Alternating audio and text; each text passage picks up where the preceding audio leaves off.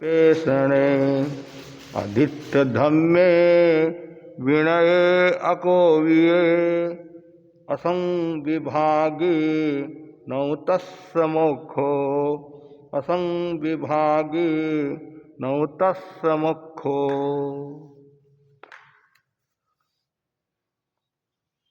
जो नर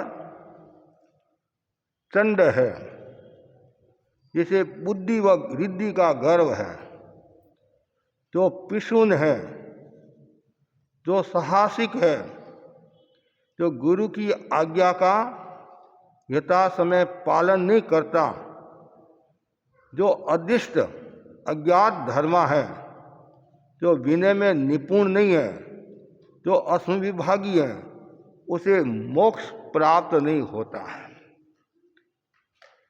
जैन दर्शन में दो शब्द है, अस्तित्ववाद और उपयोगितावाद। दोनों का अपना मूल्य है। तत्व की भाषा में तत्व और द्रव्य, आत्मा को समझना है। तत्व की महत्वपूर्ण भूमिका रहती है। लोक को समझना है तो द्रव्य की महत्वपूर्ण भूमिका रहती है। एक उपयोगितावाद है, एक अस्तित्ववाद है, एक सब्जेक्टिव है, एक ऑब्जेक्टिव है। तत्व मूल दो है, जीव और अजीव। व्याख्या की दृष्टि से, समझाने की दृष्टि से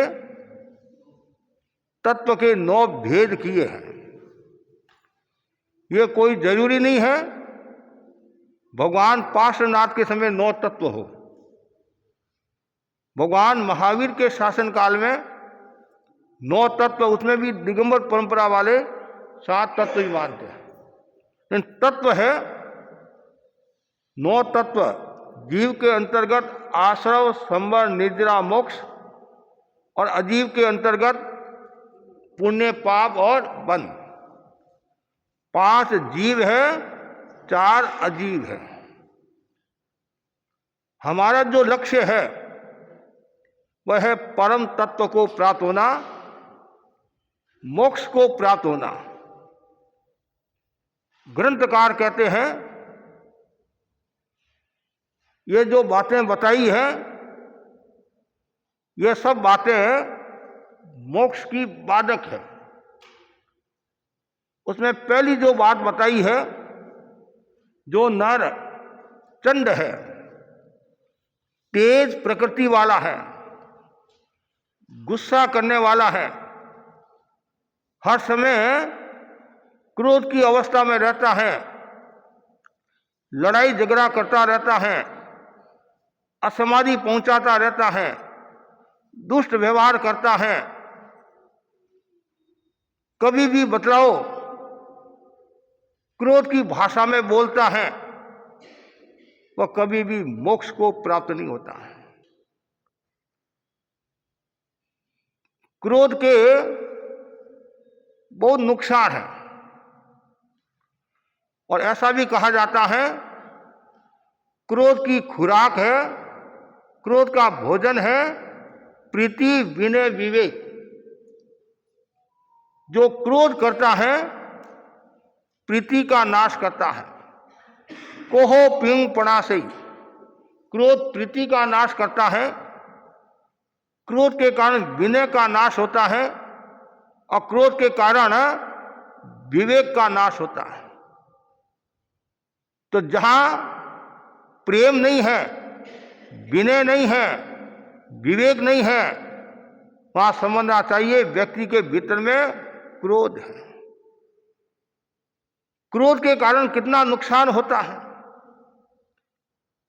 ऋषि मुनि भी, बड़े बड़े सन्यासी भी, बड़े बड़े लोग भी क्रोध के कारण अपना नुकसान कर लेते हैं। राजा महाराजा भी क्रोध के कारण कितना नुकसान कर लेते हैं। कभी कभी युद्ध होता, और युद्ध में कितने लोग मारे जाते हैं। युद्ध क्यों होता है? बड़प्पन के लिए, प्रतिस्पर्धा के लिए, अहंकार के लिए, अहंकार की पुष्टि के लिए। और ऐसा कहा जाता है जहां अहंकार है वहां क्रोध होगा। एक बार की बात है, राजा पक्षियों का शौकीन था। कुछ लोग होते हैं, किसी को बिल्ली अच्छी लगती है, किसी को तोता अच्छा लगता है, किसी को कुत्ता अच्छा लगता है, किसी को कोई अच्छा लगता है। इस राजा को बाज पक्षी होता है, बाज पक्षी वो बहुत प्यारा था। कहीं भी जाता उसको साथ लेकर जाता, हथेली में रखता, और वो कहीं भी अंक पर बैठ जाता। राजा उसको कुछ भी नहीं कहता, पक्षी भी इतना ही ध्यान रखता। एक बार की बात है, राजा अपने साथियों के साथ जंगल में जा रहा है, घोड़े की सवारी के साथ। परिणाम ये आया, साथी आगे चले गए, राजा वन में रास्ता भटक गया। ऐसा रास्ता भटका, समस्या होगी। इधर उधर घूम रहा है। आदमी भूखे बिना रह सकता है, नहीं प्यास के बिना हर कोई व्यक्ति रह नहीं सकता। प्यास लगी, इधर इधर दृष्टि घुमा रहा है। इतने में एक चट्टान नजर आती है, और वहां पहुंचता है। चट्टान में से एक एक बूंद पानी गिरा है। उस समय पानी का मूल्य होता है। राजा की जेब में प्याला था, प्याला निकाला, उसके नीचे रखा, और वो एक एक बूंद आ रहा है। जैसे ही प्याला भरता है, कंधे पर बाज पक्षी बैठा था, तत्काल उड़ा और पंख के द्वारा पानी को गिरा दिया। राजा को गुस्सा आया, नालायक कहीं का, कण तो सूख रहे हैं और तू पानी गिरा रहा। ये वो प्यारा था, इसलिए कुछ नहीं बोला। वापिस प्याला रखा, फिर पानी करीबन भरने वाला है, उड़ा और पंख से गिरा दिया। राजा का पारा और तेज हो गया, इतना तेज हुआ आपा से बार हो गया। इतना गुस्सा आया, कहते हैं बाज को पकड़कर गर्दन मोड़कर बाज को मार दिया।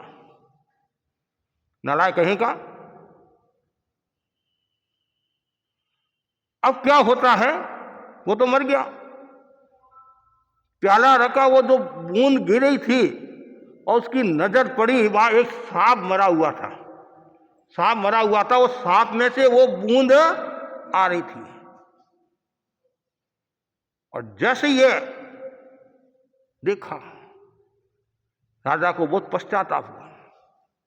आप जानते हैं गुस्से में पता नहीं चलता, बिना विचारे जो काम करता उसका ये परिणाम आता है। अब कितना ही वो पश्चाताप करे, क्या होगा। इसलिए ज्ञानी जन कहते हैं, क्रोध में कोई भी काम करो सावधानी रखना। हमारे बड़े संत मुनि मोहनलाल जी आमिर फरमाते थे, क्रोध में 3 बातों की सावधानी रखना। पहला है, जब क्रोध आए उस समय भोजन नहीं करना। क्रोध आए बोलना नहीं, क्रोध आए कोई प्रवृत्ति नहीं करना, कोई कार्य नहीं करना। आप कार्य करोगे तो नुकसान होगा। और जो क्रोध की अवस्था में रहता है, निरंतर गुस्सा करता रहता, चंड प्रकृति। एक तो गुस्सा मन प्रकृति वाला, मतलब एक चंड प्रकृति वाला। लोगों को गुस्सा आता है, किसी को कम आता है, किसी को ज्यादा आता है। और हमारे यहाँ वो नाम आता नहीं, चंड रुद्राचार्य, उनका नाम ही वैसा ही पड़ गया चंड। उनकी प्रकृति बहुत तेज थी, हाँ तेज प्रकृति थी, इसलिए उनका नाम ही चंड पड़ गया। और कभी कभी घरों में भी देखते हैं महाराज, इनका नाम तो है शांति प्रसाद और काम है ज्वाला प्रसाद का। और कभी कभी कहते हैं महाराज नाम तो अमुक है और काम इसका ये है।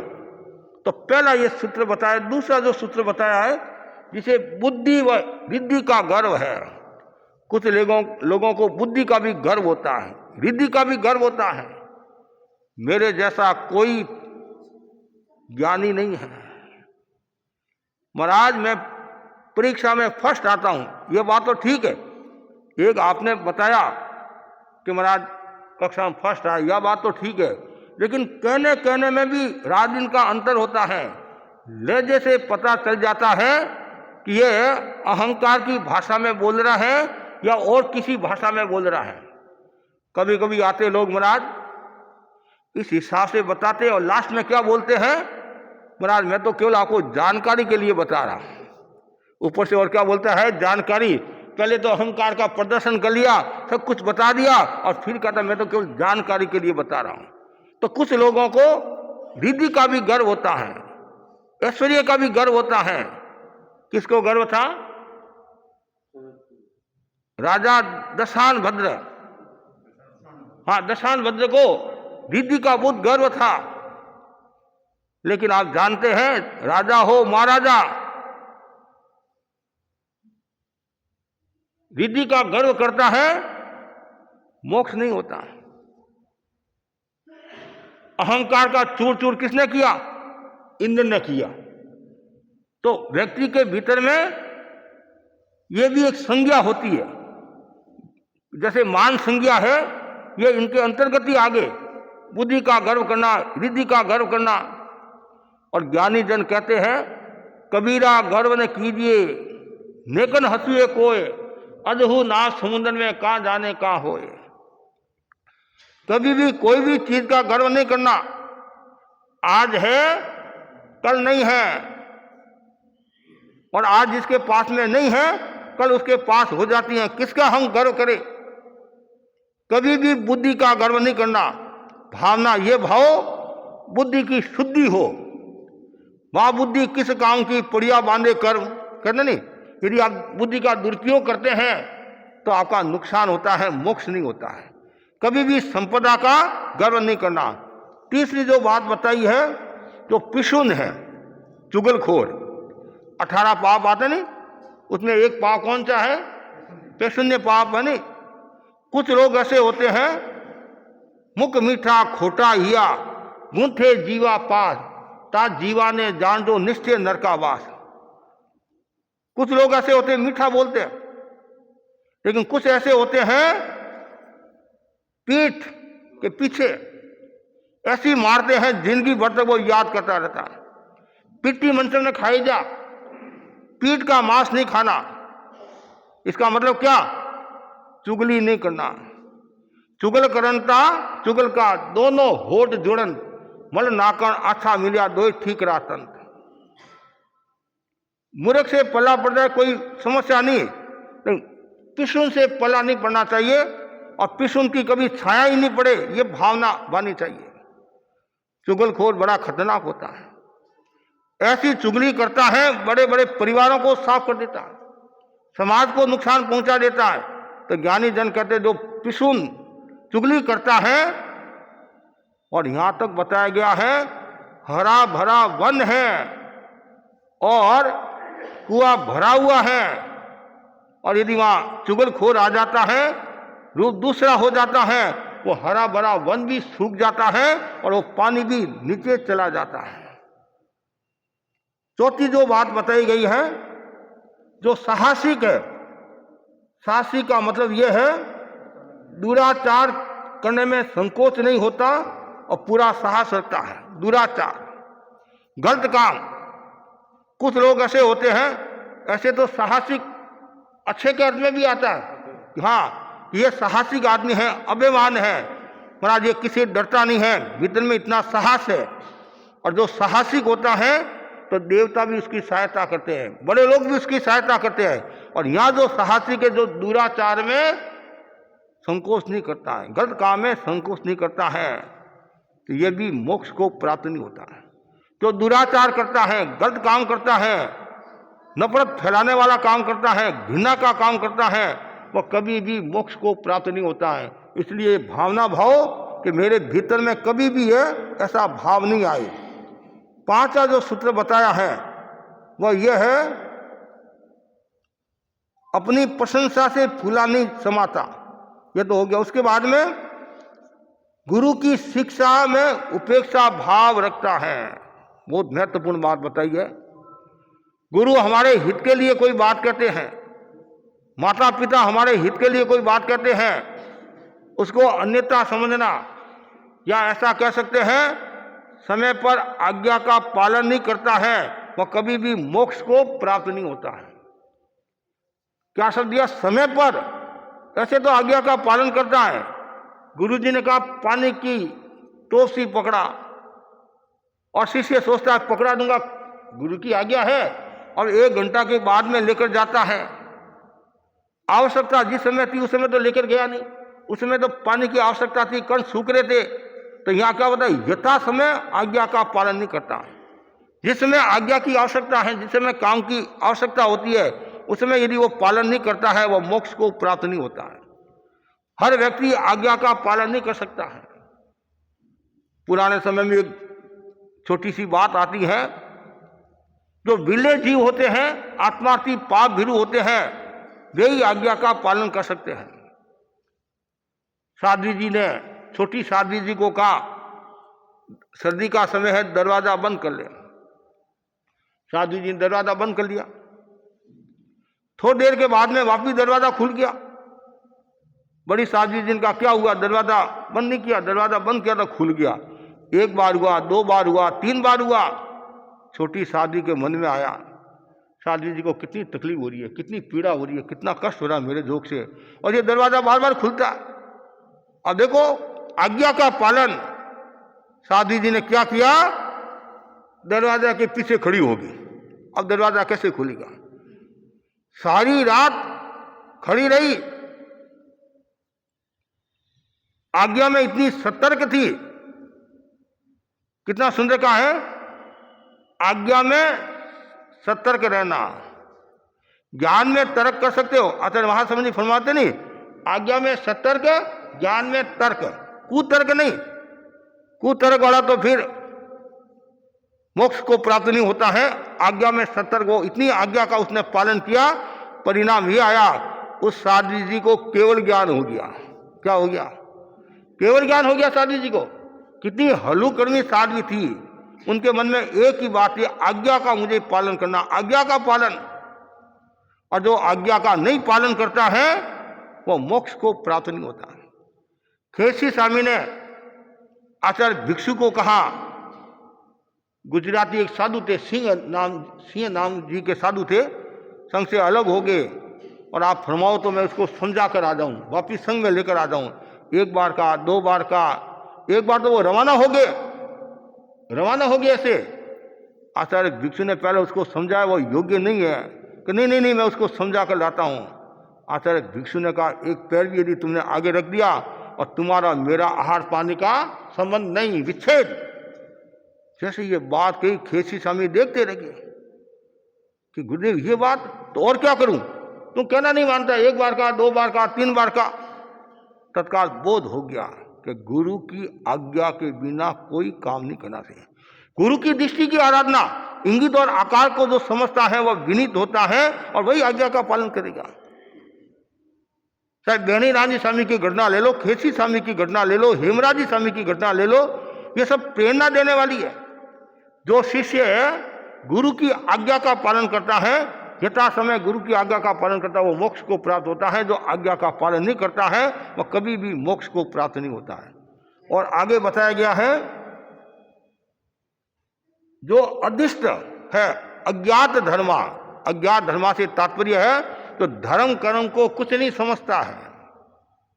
धर्म क्या है, अधर्म क्या है, पाप क्या है, पुण्य क्या है, कर्म क्या, कुछ नहीं समझता है, और कभी भी मोक्ष को प्राप्त नहीं होगा।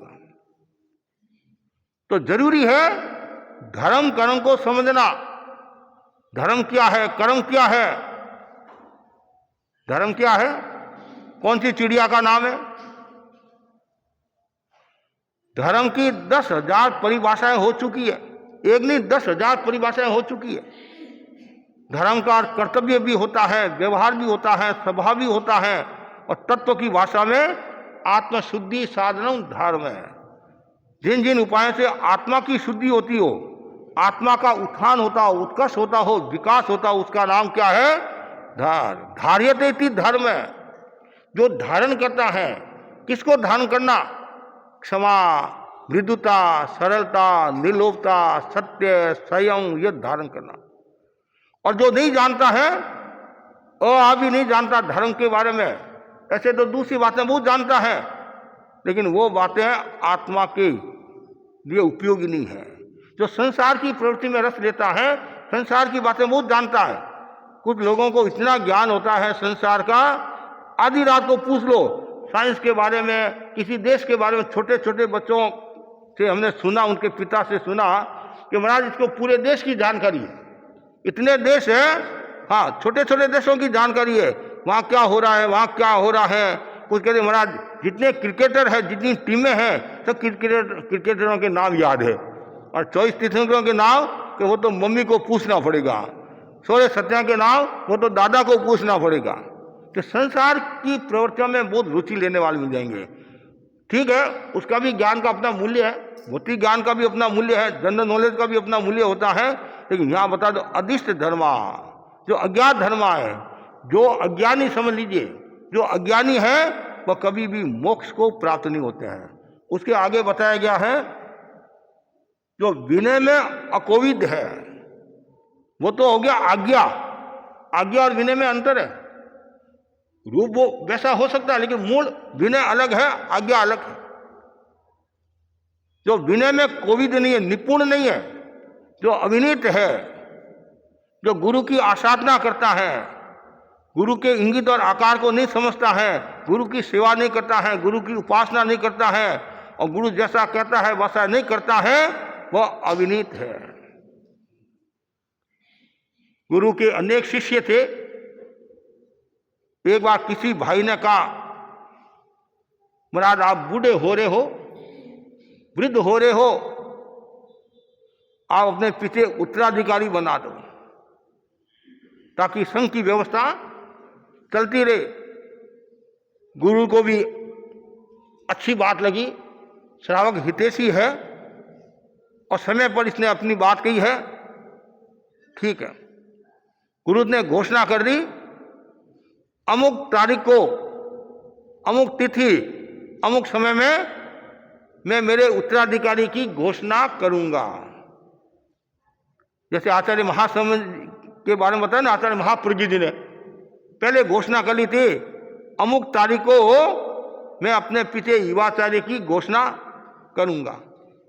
तो वैसे ही उस साधु, हाँ उस आचार्य ने अपना समय बता दिया, तारीख बता दी। हजारों लोग उस कार्यक्रम में आए, लेकिन गुरु तो गुरु होते हैं। अनेक प्रतिभा संपन्न साधु थे उनमें, और दो विशेष थे। आचार्य अपने पीछे उत्तराधिकारी बनाता है, वो एक साधु पर नजर नहीं रखता है, अनेक साधुओं पर नजर रखता है, और फिर वो अपनी परीक्षा में वो पास हो जाता है, कसौटी में खरा उतर जाता है, तब जाकर उनको युवाचार्य बनाया जाता है। आचार्य तुलसी के समय अनेक नाम आते थे, ये आचार्य बनेंगे, ये युवाचार्य बनेंगे, ये युवाचार्य बनेंगे, और बाजार गर्म रहता है। जैसे राजनीति में आता नहीं, ये मुख्यमंत्री बनेगा, ये मुख्यमंत्री बनेगा, ये ऐसा बनेगा, ये ऐसा बनेगा, तो सब तरह के लोग होते हैं। लेकिन गुरु उचित समय और उचित व्यवस्था कर लेते हैं। एक शिष्य पढ़ा रहा था और दूसरा भी पढ़ा रहा था। एक शिष्य को भेजा जा, तो बड़े साधु दो है, और जो पढ़ा रहा है साधु को उस साइड में, उनको जाकर कहो गुरुजी ने आपको याद किया। जाकर कहा गुरुदेव आपको याद करें। उसको गुस्सा आ गया, अहंकार का भाव आ गया। दिन भर उनके और कोई काम नहीं है क्या? अभी तो मैं पढ़ा रहा हूँ, देश ना दे रहा हूँ, वाचना दे रहा हूँ, इसमें डिस्टर्ब करे। और ठीक बोला मुझे जाना तो पड़ेगा। आया वरना क्या काम है कि उपवास का पाड़ना है, कैरी लेकर आओ, कैरी लेकर आओ, कैरी लेकर। साथी बुद्धि ना थी, बुढ़ापा में कैरी, साधु को कड़पता क्या। गुरु कुछ नहीं बोले, ठीक है, चला गया। दूसरे साधु को और भेजा, अमुक साधु को बोला कर लाओ। लोग भी सब बैठे थे, लोग भी बैठे थे कि गुरुदेव आपको याद करें। इतना खुश हुआ, इतना प्रसन्न हुआ, आज तो मेरा भाग्य खुला, गुरु मुझे याद करे। जब हम गुरुदेव के पास रहते हैं, गुरु याद करते, हम इतने खुश होते। आज हमारे ऊपर गुरु की नजर पड़ी है, गुरु हमारे को याद करे। और कुछ ऐसे भी होते हैं और दृष्टिकोण अलग अलग है। गुरु जी ने बुलाया है, आज पेशी है, कोई न कोई इसने गड़बड़ी की है, गड़बड़ी की है, और उनको भी मजा आता है। और पेशी के बाद वापिस आते तो सब प्यार खड़े रहते हैं। क्या हुआ, क्या हुआ, जो होना है वो हो गया। तो वैसे अब वो भाग्यशाली तो गुरु याद आया। गुरुदेव को 3 बार वंदना की। गुरुदेव परम दयाल, परम कृपाल, बाल ब्रह्मचारी, गुणगान किए। गुरुदेव कैसे याद किया कि बेटा आज पाड़ना है, कैरी की आवश्यकता है। जैसे ये कहा, गुरुदेव कैरी का मुरब्बा लाऊं, वो लाऊं, ये लाऊं, ये लाऊं, कि मैं जानता हूं सच्ची तो आप मंगाते नहीं। ये वो बस जाओ, सब लोग देखते रह गए। और घोषणा की कि दूसरे नंबर का जो साधु है वह मेरा उत्तराधिकारी होगा। क्यों, कितनी सुंदर बात की। आचार की आवश्यकता कैरी की, नींबू का, ये तो अलग अलग है, लेकिन कैरी मुरब्बा ये वो न कुछ नहीं। और उनको तो केवल परीक्षा लेनी थी। परीक्षा में जो पास हुआ उसको उत्तराधिकारी बना दिया। पहला अविनीत था, दूसरा विनीत था। जो अविनीत होता है वो विपत्ति को प्राप्त होता है, जो विनीत होता है वो संपत्ति को प्राप्त होता है। आप घर में भी देख लो, जो विनीत बेटा है उसके पास में सब कुछ है, और जो अविनीत है उसके पास कुछ नहीं है। कारण वो अविनीत है, उदंड है, उच्छृंखल है, स्वच्छंद है। इसलिए जो विनय में अकोविद होता है, विनयवान नहीं होता है, विनय में निपुण नहीं होता है, वह कभी भी मोक्ष को प्राप्त नहीं होता है। और विनय किसका नाम है? अनाशातना बहुमान कर्णम च विनय। जो आशातना नहीं करता है, बड़ों का बहुमान करता है, वो होता है विनय। और एक विनय की और बहुत सुंदर परिभाषा, विनय का मतलब है जो 8 कर्मों को दूर करता है, वह है विनय। हर व्यक्ति विनीत नहीं हो सकता है। पढ़ाई करना अलग बात है, सेवा करना भी अलग बात है, लेकिन विनीत होना हर एक की बात बस की बात नहीं है। गुरु ने कह दिया तुम्हारे को जंगल में जाना है, तुम्हारे को खड़े रहना है। हर कोई व्यक्ति न तो जंगल में जा सकता है, न कोई खड़ा रह सकता है। गुलाब सत्ती का उदाहरण आता नहीं? गुलाब सत्ती का उदाहरण फेमस है। हाँ, छोटी साध्वी थी और 13पन धन संघ में सबसे छोटी उम्र में दीक्षा लेने वाली साध्वी। 7.5 वर्ष की उम्र, ऐसे गर्भ के 9 महीने, तो 9वां वर्ष लगने के हिसाब से दीक्षा दी। अब बच्चे होते इधर उधर घूमते ही, चंचलता होती है, तो बच्चे ही चंचलता करेंगे क्या? बूढ़ा चंचलता करेगा? चंचलता तो बच्चे ही करते हैं। घर की रौनक भी होती है, बच्चे थोड़ी चंचलता करते तो इतना महसूस नहीं होता। ज्यादा करते हैं तो कभी कभी समस्या इधर उधर घूम रही थी, आड़े बैठ जा। और आज के हमारे ये बच्चे होते तो दादा को आड़े में बैठा देते हैं, दादाजी आप आड़े में बैठ जाओ, हम थोड़े घूम कर आते हैं। आड़े में जाकर बैठ गई। देखो, आज्ञा देना तो अलग बात है, आदेश देना तो अलग बात है, वापिस याद रखना और वो कठिन काम होता है। आज्ञा दे दी, आड़े में जाकर बैठ गई। व्याख्यान हो गया, सब कुछ हो गया, देर होगी, भोजन का समय हो गया, गोत्री आ गई। सत्या ने कहा वो नानकी का, नानकी छोटी, हाँ, नान की मतलब छोटी साध्वी कहाँ है? इधर उधर देखा, नजर नहीं आई। जयाचार्य को निवेदन किया, अरे जाओ आड़े में देखो, आड़े में तो नहीं बैठी है। मैंने उनको कहा था आड़े में बैठने का, जाकर आड़े में बैठी। यहां क्या करिए, यहां क्यों बैठी? जयाचार्य का आदेश। जयाचार्य का उठी नहीं। आपने मेरे को कब कहा उठने का? आपने तो मेरे को बैठने का कहा था। जयाचार्य की देखते रहे।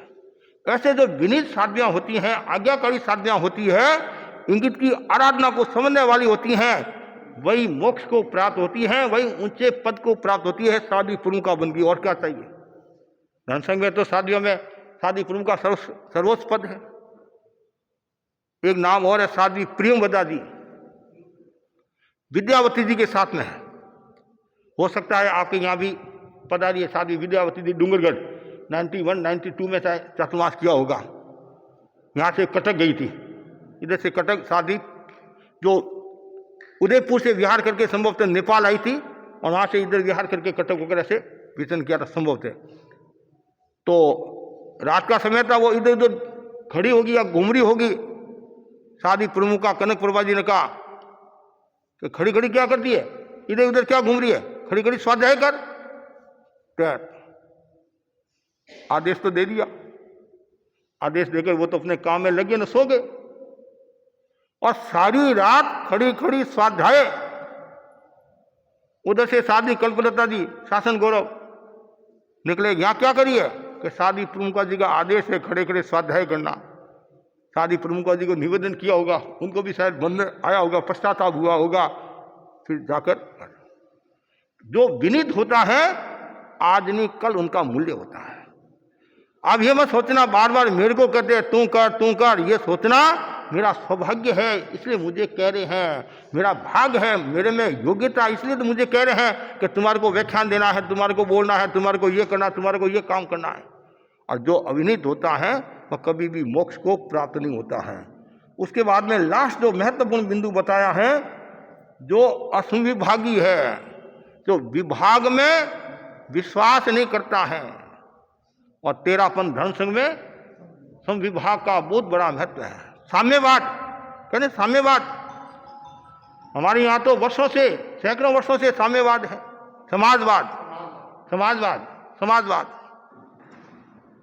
तो जब जयाचार्य ने सारी व्यवस्था की, भिक्षु स्वामी ने मर्यादाओं का निर्माण किया, भारमन स्वामी ऋषि राय ने थोड़ा आगे बढ़ाया, और जयाचार्य ने आमूल चूल परिवर्तन व्यवस्थाओं में, मूल गुण में नहीं, मूल गुण में नहीं, व्यवस्थाओं में द्रव्य क्षेत्र काल भाव देखकर उनको जो लगी ये इस व्यवस्था में बदलाव लाना, इस व्यवस्था में बदलाव लाना है, कितना बदलाव लाया उन्होंने। और उन्होंने कहा सब विभाग, हमारे यहाँ हम 3 संत हैं, 4 चपाती आई, 4 फुलके आई, रोटी आई, ऐसा नहीं मैं अगवानी हूँ 4 नहीं खा लूँ और तुम 2 हो उन्नोदरी कर लो, नहीं, बराबर हिस्सा। फिर छोटे संत कहेंगे नहीं महाराज आप आगे में, हम तो बाद में आर कर लेंगे, बाद में कुछ कर लेंगे, वो अलग बात है, लेकिन बराबर हर चीज की पाती है। व्यवस्था संबंधी कामकाज उसमें भी पाती होती है। तुम्हारे को पहले पौर में तुम्हारे को करना है, दूसरे पौर में तुम्हारे को करना है, शाम को तुम्हारे को करना, ये लूना जोड़ी बोला तुम्हारे को धोना, जगह तुम्हारे को साफ करना, सारी व्यवस्था ऐसे मिलकर करो, कोई प्रॉब्लम नहीं है। कल कोई 19-21 हो जाए तो समस्या नहीं आई। घर में भी पुराने समय में ये व्यवस्था होती थी, और आजकल तो क्या है, मैं ही रानी तू ही रानी, कौन भरे पंडे रे पानी। हाँ मैं जेठानी हूँ, मैं जेठानी हूँ, वो बोली तू तो जेठानी है, मैं देवरानी हूँ, मैं MA पास हूँ, तू अंगूठा छाप है, तू ये रसोई का काम कर, मैं क्लबों में जा रही हूँ, तो तब घर परिवार चलता नहीं है। व्यवस्था जरूरी, विभाग जरूरी है। तो कितना सुंदर है धर्म संघ में विभाग। आप मर्यादा महोत्सव का दृश्य देखा होगा आपने, मर्यादा महोत्सव का, कहीं भी गंदगी का सवाल नहीं है, समय पर सारा काम, इतना विभाग, छोटे छोटे कमरे आते जो उसमें संतुष्ट, 5 शादियों के लिए छोटा सा कमरा, 3 शादियों के लिए छोटा सा कमरा, एकदम विभाग। थोड़ा है तो थोड़े में खुश है, ज्यादा है तो ज्यादा में। और कभी कभी ऐसा भी होता, मुनि मोहनलाल जी आमिर फरमाते थे कि जब हम छोटे थे तो पानी कम आता था, पानी कम आता था, हम क्या करते, आर करके, बिहार का समय होता तो दिन में सोना कड़कता बिहारों में, तो आर करके और घंटा 2 घंटा सो जाते, फिर वापिस 3 पौना 3 बजे उठते, तब जाकर पानी पीते, भाई पानी थोड़ा है। ऐसी व्यवस्था भी होती है। और स्वरूप चंद स्वामी की घटना तो आपको पता है ही है, भारमल स्वामी के समय की घटना है। सही है, नहीं होता कभी अनुशासन में छेद, पानी का क्या मापना हुआ संग विच्छेद, गुरुदेव तुलसी ने लिखा नहीं। स्वरूप चंद स्वामी ने संतों को कहा, आज पानी थोड़ा है तो विवेक के साथ, उपयोग के साथ बराबर ध्यान रखना है, संविभाग का ध्यान रखना है। साधु भी सब तरह के होते हैं, अलग अलग प्रकृतियां होती हैं। एक साधु ने पानी ज्यादा पी लिया, पानी का क्या मापना, प्यास लगी पी लिया, समझाया नहीं समझा, और पानी का विच्छेद कर दिया। संभवतः साधु ने भी नहीं सोचा होगा कि ऐसा मेरा हाल हो जाएगा। चातुर्मास पूरा हुआ, प्रवास पूरा हुआ, भारमल स्वामी के दर्शन किए, सामने ऋषि राय खड़े थे पास में, और ऋषि राय के मुंह से शब्द निकला, स्वरूप चंद जी, उन्हें स्वरूप चंद जी आपने अच्छा काम नहीं किया, एक पानी के खातिर एक साधु को संघ से बाहर कर दिया। जैसे ही कहा और भारमल स्वामी ने रोका टोका, स्वरूप चंद तुमने बहुत अच्छा काम किया, आज तो पानी की बात है, कल और कुछ हो सकता है, संघ में अनुशासन जरूरी है, संविभाग जरूरी है, सब देखते रहिए। संघ की व्यवस्था के लिए संविभाग जरूरी है। किसी भी साधु के मन में यह नहीं आना चाहिए कि ये तो ऐसा करा है, मेरे को ये मिल रहा है, इसको इतना बढ़िया मिल रहा है, मेरे को घटिया मिल रहा है, ये मिल रहा है। आचार्य जो अपने हाथ से वस्त्र देते हैं बहुत सावधानी रखते हैं, किसी साधु के साध्वी के मन में नहीं आना चाहिए। तो जहाँ संविभाग है वहाँ मोक्ष है, जहाँ संविभाग नहीं है, मोक्ष, जो संविभाग में विश्वास नहीं रखता है तो वो कभी भी मोक्ष नहीं जा सकता है। तो ये इतने सूत्र है, इन सूत्रों को जो समझ लेता है तो फिर तो कहना ही क्या है, और जो नहीं समझता है, पुनः आप याद रख सकते हैं, जो नर चंड है, क्रोध प्रकृति वाला है, जिसे बुद्धि व रिद्धि का गर्व है, जो पिशुन है, जो साहसिक है, जो गुरु की आज्ञा का पालन नहीं करता है, इतना समय अज्ञात धर्मा है, विनय में निपुण नहीं है, जो असंविभागी है, उसे मोक्ष प्राप्त नहीं होता है। लेकिन हमारा लक्ष्य है मोक्ष की प्राप्ति, लक्ष्य नहीं सबकी मोक्ष की प्राप्ति। अब मोक्ष की प्राप्ति कब होगी, जब ये सूत्र के विपरीत आचरण करेंगे। विपरीत आचरण करेंगे नहीं, संविभाग में विश्वास रखोगे, अमुक में विश्वास रखोगे, विनय करोगे तो आपका मोक्ष हो जाएगा। तो बस मैं इतना ही आपको कहना चाहता हूँ कि ज़्यादा से ज़्यादा भाई बहन अपने कर्तव्य का निर्वहन करे और तत्व को समझे और सही मार्ग पर चले। और जो सही मार्ग पर चलता है, विनय आदि की साधना करता है, वो तो परम तत्व को प्राप्त हो जाता है। जो विपरीत आचरण करता है वह दुख और अवसाद को प्राप्त होता है, कभी भी मोक्ष को प्राप्त नहीं होता है। इसी आशा के साथ ओम आरहम। आज हमारे बीच में